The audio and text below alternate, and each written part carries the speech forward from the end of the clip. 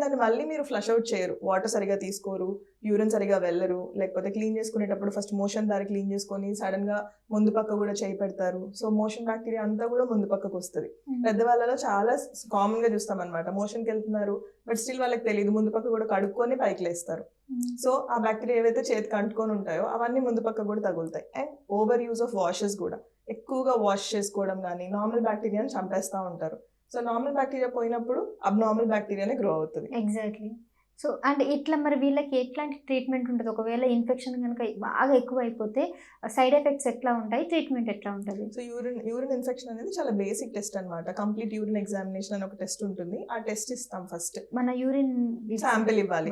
So ఇందులో మనకి main గా తెలుసుకోవాల్సింది అంటే శాంపిల్ ఎలా ఇవ్వాలి. చాలా మంది ఎలా చేస్తారంటే, మనం ఒక ల్యాబ్కి వెళ్తాము, ల్యాబ్ లో ఇబ్బందిగా కూర్చోకుండా కింద కూర్చొని పైన లేసి సంహౌ ఆ శాంపిల్ పట్టేసి దాన్ని మూతేసేసి ఇచ్చేస్తారు, వాష్ చేస్తారు కొంతమంది బాటిల్స్ ని.